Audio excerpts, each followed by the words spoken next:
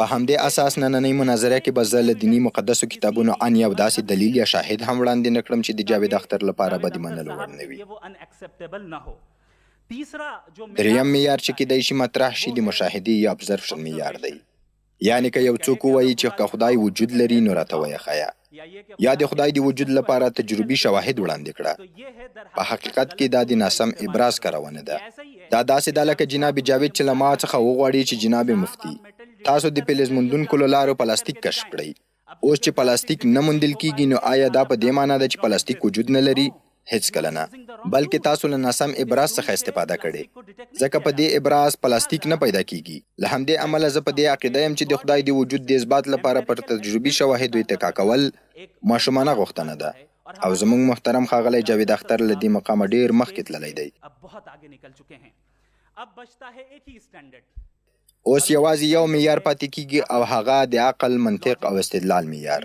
دا هغه معیار دی چې په مرسته یې د خدای وجود ثابت یا رد کېدی شي.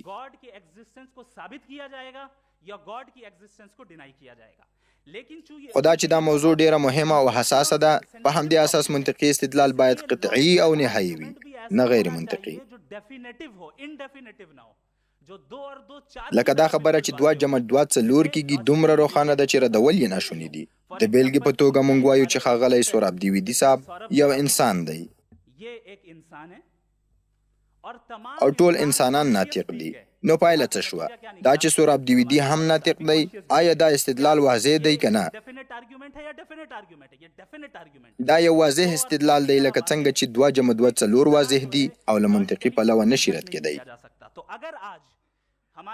نو که نن جاوید اختر د خدای د موجودیت په اړه داسې عقلاني استدلال او منطقي شواهد وړاندې کړي چې روښانه او قطعي هم وي، نو زه اعلان کوم چې بې له شکه به هغه شواهد ومنم او په اړه به یې فکر وکړم.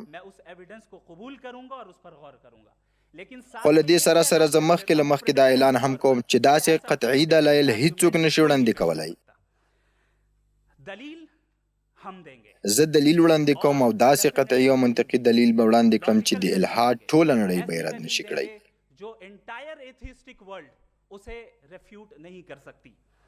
راځئ یو فرضي او ساده مثال راواخلو. ټول اوریدونکي دې داسې فکر وکړي چې موږ او تاسې ټول په یوه لرې پرته ټاپو کې یو. داسې ټاپو چې له موږ څخه مخکې هیڅ انسان هلته نه دی تللی او هلته یې پښه نه دی ایښې. ناڅاپه ورو ورو یو خړ رنګی توپ وینو.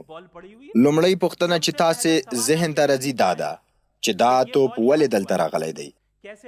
څنګه راغلی دی؟ ولې رنګ خړ دی؟ آیا بل رنګ هم کېدی شو؟ ولې په همدې بڼه دی؟ آیا بله بڼه هم کېدی شوه؟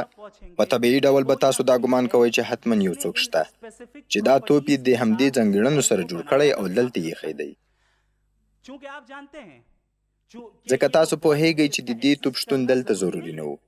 کېدی شو موجود وای او کېدی شوی چې موجود نه وای. که موجود وای کېدی شوی چې په بله بڼه وای او یا په بل رنګ وای. اوس دا توپ غټ کړئ، لا یې غټ کړئ، ښه یې غټ کړئ تر هغې چې د نړۍ یعنې کائناتو په اندازه شي. ووایاست آیا د اندازې په زیاتېدو سره پوښتنه بدلیږي؟ یقینا داسې نه ده. هماغه پوښتنه بیا هم په خپل ځای پاتې کیږي. دا نړۍ له کومه راغله؟ له خپلو ځانګړو صفتونو سره له کومه شوه؟ ولې راغله؟ چا پیدا کړه؟ دا پوښتنې په هغه حالت کې هم خپل اعتبار ساتي.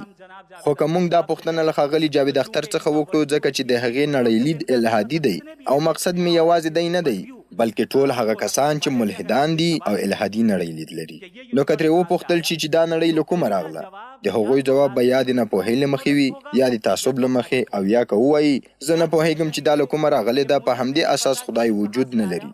دا جواب د ناپوهۍ له مخې دی. یا به ووایي چې دا نړۍ پټپله او له کوم خالق پرته رامنځته شوې ده. د دې معنا دا ده چې هغه توپ به هم په خپله رامنځته شوی وي، خو د توپ په اړه دا توجیه نه مني. نه دا قبلوي چې توپ دې په خپله رامنځته شوی وي، خو د نړۍ په اړه یې مني او دې ته په بله وینا ډوګما هم ویلی شو.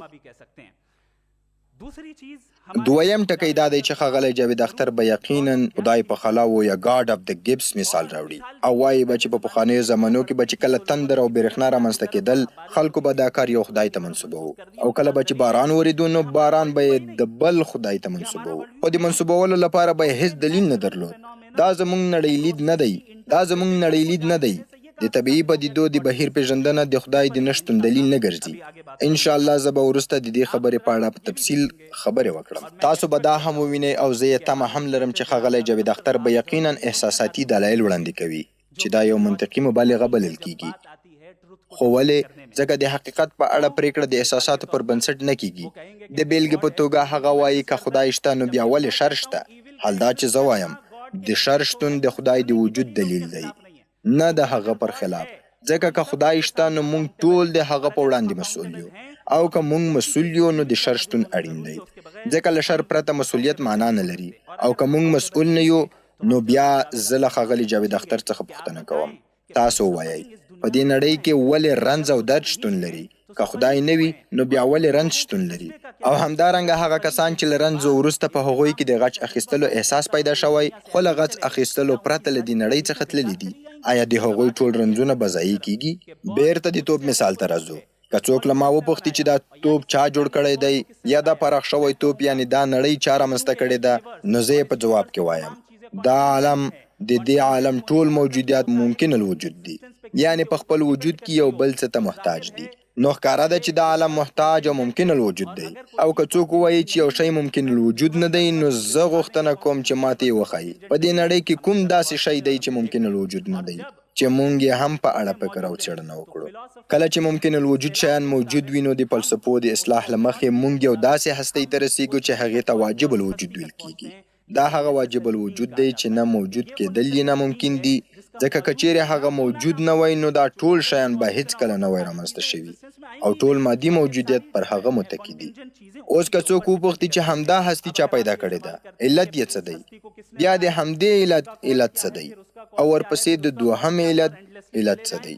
او همدا لړۍ تر بې نهایته روانه وساتي، نو دې ته موږ تسلسل الا ما لا ناهیه وایو، چې دا یو منطقي مبالغه ده. له مفهومي پلوه بې نهایت ممکن دی. د بیلګې په توګه 1 2 3 حساب وکړئ، شمیرې بې شمیره دي. خو زه دلته له مفهومي اړخه خبرې نه کوم، بلکې له عملي او واقعي اړخه پوښتنه دا ده چې آیا دا تسلسل الا ما لا ناهیه په واقعیت کې ممکن دی که نه؟